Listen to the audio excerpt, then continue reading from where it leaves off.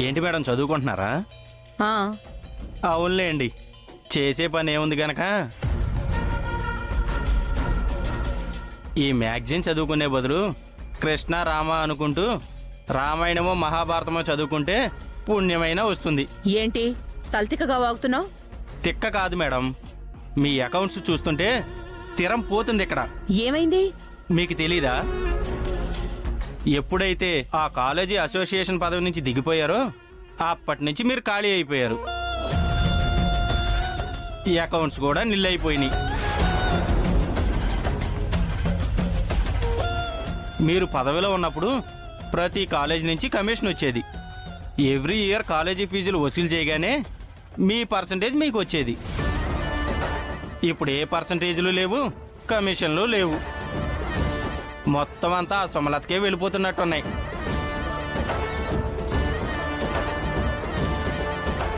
అవును, ఈ ఫీల్డ్లోకి కొత్తగా వచ్చి ఎన్నో ఏళ్లుగా పాతుకుపోయిన నన్ను పక్కకి జరిపేశారు.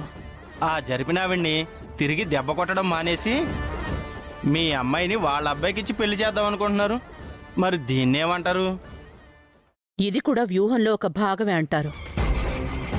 ఆ సుమలతతో బియ్యం అందుకోవాలి అనుకోవడానికి కారణం ఒకటి నా కూతురి మీద ప్రేమ, రెండు ఆ సుమలత మీద పెంచుకున్న పొగ. అరపిచ్చోడివి, నీకేం తెలుసు నా ఆలోచన?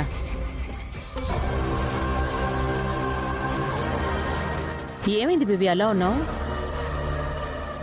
మీకు కాలేజీ నుంచి కమిషన్లు రావట్లేదన్న విషయం బేబీ కూడా తెలిసిపోయినట్టుంది మేడం. ఎక్కడ ఆవిడ పాకెట్ మనీ కట్ చేస్తారేమో అని డల్ అయిపోయినట్టున్నారు. రే, ఇక్కడి నుంచి వెళ్ళు.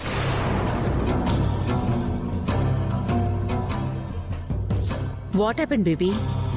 నేను ఆ చరణ్తో ఎంత క్లోజ్గా మూవ్ అవుదామన్నా తన ఇంట్రెస్ట్ చూపించట్లేదు మమ్మీ.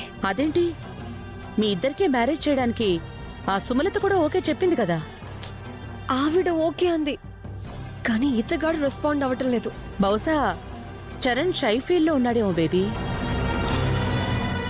అతను దూరంగా ఉంటే ఏంటి, నువ్వే అతనికి దగ్గరగా మూవ్ అవ్వు. నేను క్లోజ్గా మూవ్ అవుతున్నాను మమ్మీ, కానీ అడుగులు పడకుండా అడ్డుపడుతుంది కదా. ఎవరు? పల్లవి.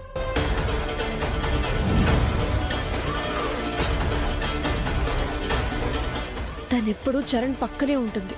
చరణ్తో నేనెప్పుడు క్లోజ్గా మూవ్ అవుదాం అనుకున్నా నాకు అడ్డుపడుతుంది. ఇప్పుడు చరణ్ కూడా తనేమీ అనటం లేదు. అంటే